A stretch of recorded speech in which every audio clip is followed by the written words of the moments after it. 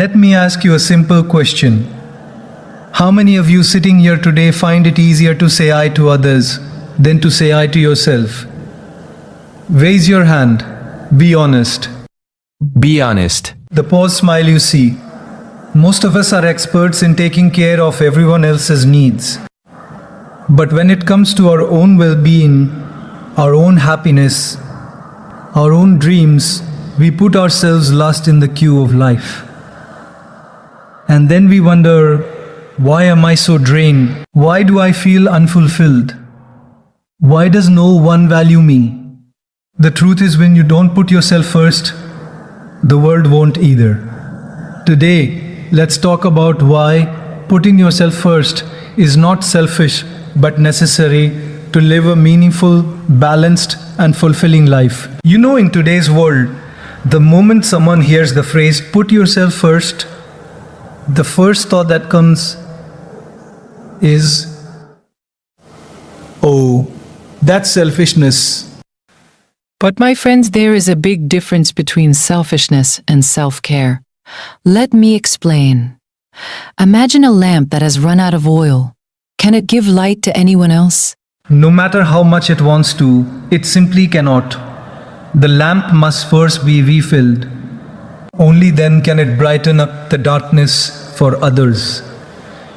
In the same way, if you are mentally drained, emotionally exhausted, physically tired, and spiritually empty, what do you have left to give to others? Nothing but frustration, irritation, and burnout.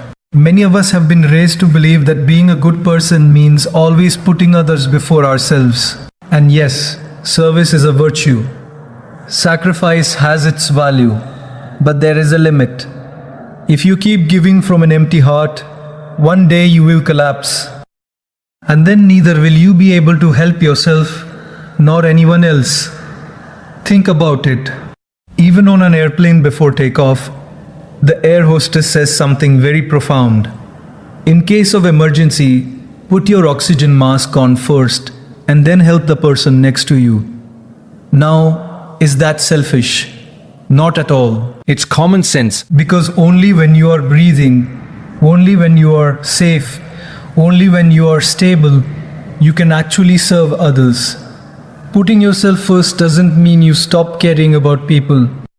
It means you take responsibility to recharge yourself, to nourish yourself, to be at your best version. When you eat well, rest well, and maintain peace of mind, you are not just helping yourself, you are indirectly helping everyone around you. Because then your presence becomes a source of calmness.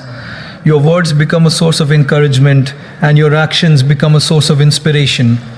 The problem is we often confuse martyrdom with goodness. The problem is we often confuse martyrdom with goodness. We think if I sacrifice everything I want, if I always suppress my needs, if I make everyone else happy at the cost of my own well-being, then people will love me more. But what actually happens? The more you neglect yourself, the more drained and resentful you become. And instead of gratitude, you start feeling unappreciated. You end up giving love, but inside you feel empty. That's not service, that's self-destruction. So remember this truth: taking care of yourself is not a luxury. It is your responsibility. Because when your cup is full, love overflows naturally. When your energy is charged, service becomes joyful. When your heart is at peace, relationships flourish. And when your mind is clear, your decisions uplift not only you, but everyone connected with you. One of the greatest struggles in life is learning to say no. We are so afraid of disappointing others, of hurting their feelings, of being seen as rude or selfish, that we stretch ourselves thin, agreeing to things we don't want to do, committing to things that drain us just so people will think we are nice. But let me tell you something. People who always say yes to everyone else often end up saying the loudest no to themselves. Think about it. Every time you say yes to something that goes against your energy, your time, your priorities, you are silently saying no to your own peace, to your own rest, to your own growth. And the irony is, most people don't even notice the sacrifice you are making. Because when you make yourself too available, when you say yes without hesitation, people stop valuing your time. Instead of appreciation, what you get is expectation. And slowly, what was once kindness becomes a burden. Boundaries, my friends, are not walls that keep people out. Boundaries are doors that teach people how to enter your life respectfully. When you set healthy limits, you are not rejecting others, you are protecting yourself. And when you protect yourself, you are actually protecting your relationships too. Because a relationship without respect for each other's boundaries will always lead to resentment. Let me give you a small example.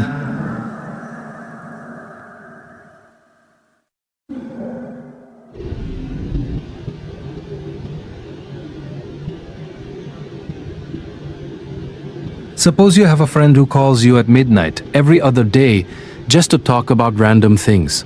You are tired, you need sleep, but you pick up because you don't want them to feel ignored. Now, initially you think I'm being a good friend, but after weeks of poor sleep, irritation builds up. One day you snap at them. Can't you stop disturbing me? And suddenly, the relationship gets damaged. What could have saved it?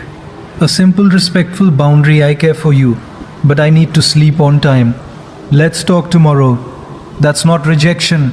That's honesty, and honesty is love. We think saying no will make people dislike us. But the truth is, those who truly love you will respect your no. And those who don't respect it probably don't deserve unlimited access to your time and energy. It is not your job to be available to everyone at the cost of your own sanity. If you really think about it, even nature teaches us boundaries. The ocean waves don't cross the shore endlessly. The sun rises and sets at a fixed time. Even you, our heartbeat has a rhythm. Without boundaries, there is no balance. So remember this saying: no does not make you unkind. It makes you real. It makes you authentic. It makes you trustworthy. Because when you do say yes, people will know it's genuine, not forced. Boundaries don't push people away, they filter out the wrong ones and strengthen the right ones. And that, my friends, is how respect is born. So many of us live our lives chasing approval. We bend, we twist, we compromise, all to hear someone say, "You're good enough. I like you. I accept you." And yet the truth is, no matter how much you try, not everyone will approve of you. In fact, some people are determined not to. And if you make your peace depend on their opinion, you'll spend your entire life restless. I've seen people who can't say what they feel because they're afraid. What will people think? They don't pursue their dreams because someone might disapprove. They don't even dress the way they want because they're waiting for 1,000 invisible judges in their head to nod in agreement. But my friends, let me ask you, do these judges pay your bills? Do they live your life? Do they carry your burdens? The answer is no.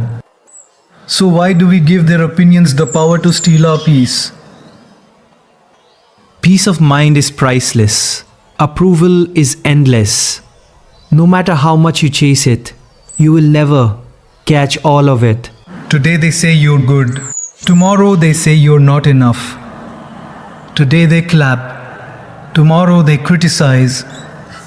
And if your happiness swings with their words, you'll never stand steady. Let me share a story. Once a man and his son were traveling with their donkey. As they walked, the man rode the donkey while the boy walked beside him.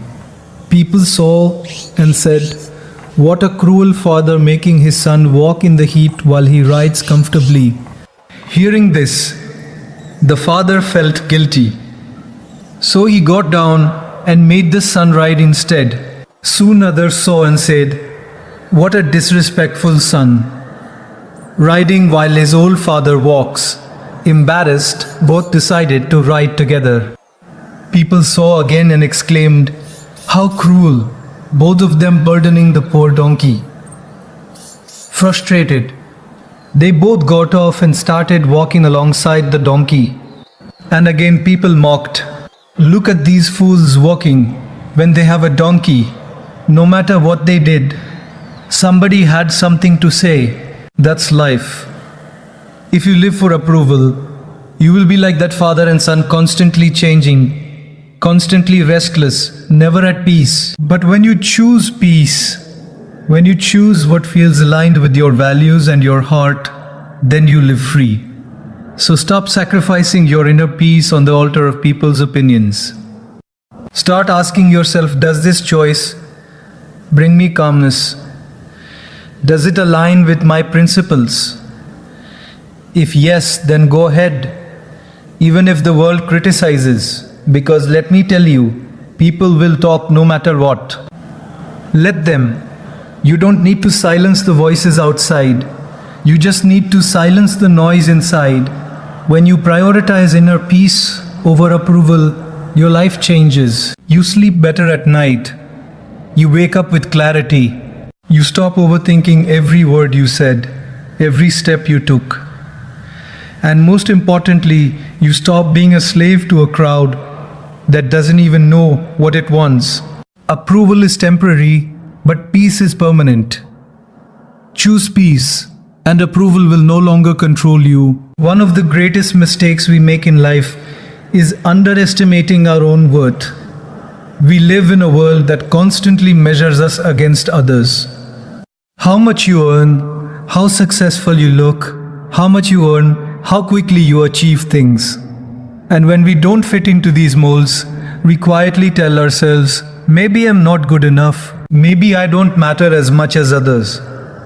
But my friends, let me remind you, if you undervalue yourself, don't be surprised, wash, and others do the same. The truth is, people often treat you the way you teach them to.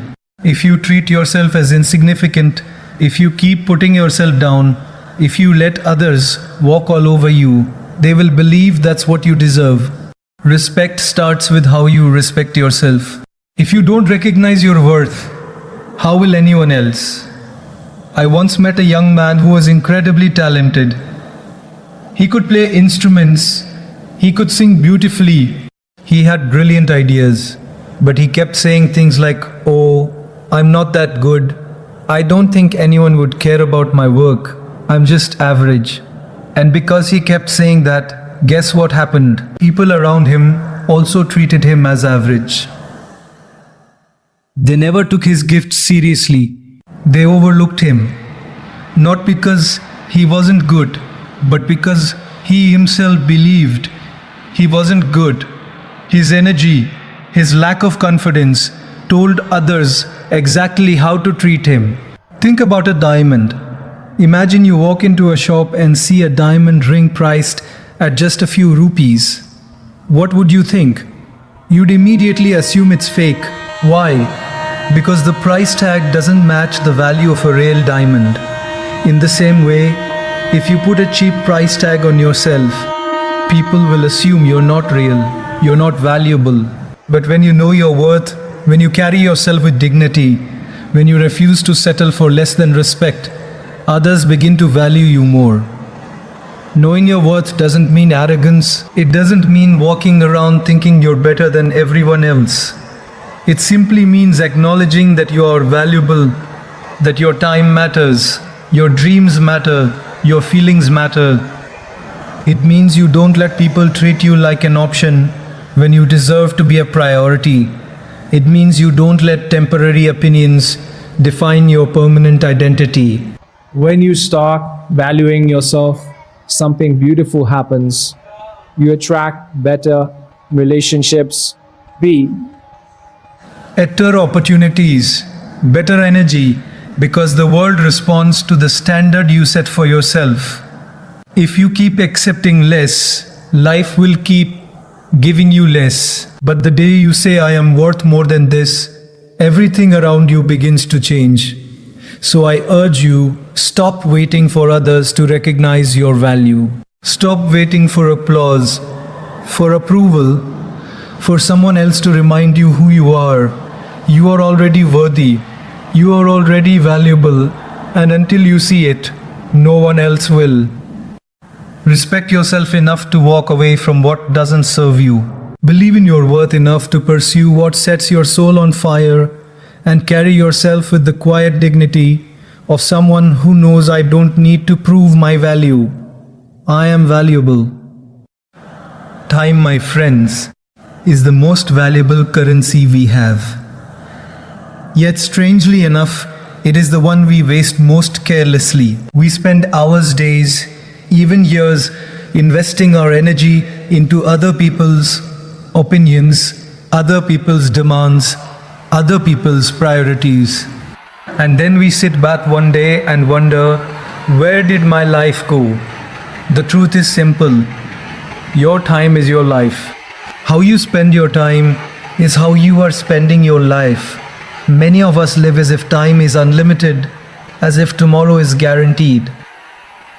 But every tick of the clock is a reminder that your life is moving forward, never backward. Every moment you waste on things that don't matter, on people who don't care, on worries that don't serve you, is a moment of your life that you will never get back. And yet, when someone asks for our time, we give it away so easily, without even thinking. Imagine this: if someone tried to take money out of your wallet, you would protect it immediately. But when people steal your time with meaningless conversations, endless distractions, unnecessary drama, you let them. Isn't it strange that we protect money, which can be earned again, but we don't protect time, which can never return? Let me share something with you. I once met an elderly man who said something very profound. When I was young, I traded my time for money. I thought I was smart. I worked day and night, earning more and more. But now when I'm old, I'm trying to trade my money back for time. More years, more health, more life. And I realized no matter how much money I spend, I can't buy back even a single day. That hit me deeply because it's true. Time is the one thing money can't buy, yet it's the one thing we often waste the most. We spend so much time fulfilling other people's expectations. We say yes to events we don't want to attend. We scroll endlessly on things that don't feed our mind.